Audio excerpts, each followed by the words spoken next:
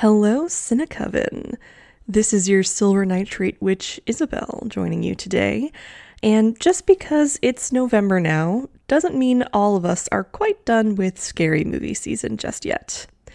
I mean, do I already have a list of Christmas movies I want to watch before the new year primed and ready to go? Yes, of course.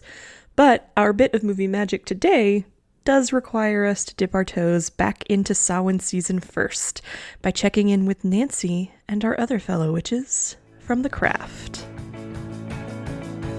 Drive the highway down the moon, past the billboard where you see me, ask the people for their king. The Craft released in 1996 and became a sleeper hit, becoming the 11th highest grossing film about witches since the year 1980. And it's a staple watch for any young femmes facing their first foray into the practice, telling the story of Sarah Bailey, a young girl who moves to a new high school and is immediately accepted into a friend group turned coven who need a fourth. With their spell circle finally complete, the girls are able to successfully make their individual dreams and desires come true, much to the detriment of some others and maybe even themselves. Because every good witch knows the rule of three, right? Any energy you put out into the world, good or bad, will return to you threefold. Not these girls, apparently. They get into some serious trouble, but luckily we know and do better, right?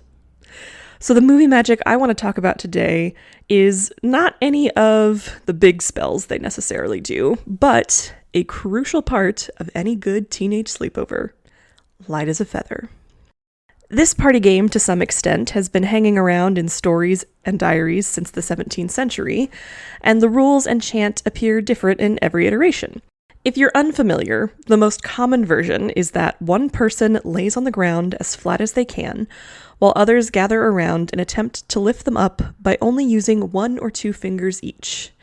Before the lifting begins, the group chants the famous lines, "Light as a feather, stiff as a board, light as a feather, stiff as a board," over and over, imbuing the person laying down the traits of the items from the chant, making them, in effect, light and stiff enough to lift with little to no effort at all.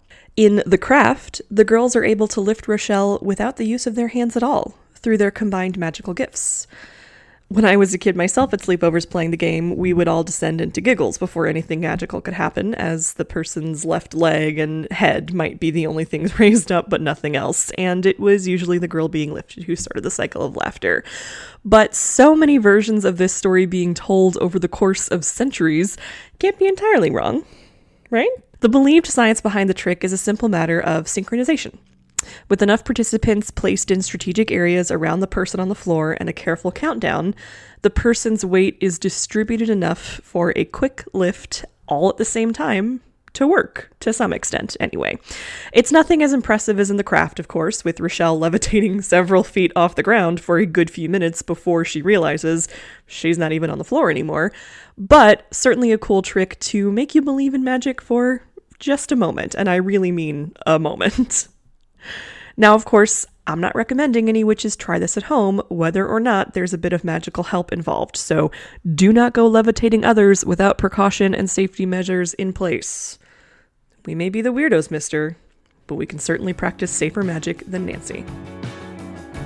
You can find your Silver Nitrate Witches on various online platforms at LJ Valenza and at Bellang303. Thanks so much to Fine Motor for the use of their song Highway Moon. You can check out more about the band at finemotormusic.com. Thanks for listening. Stay witchy. Keep watching movies.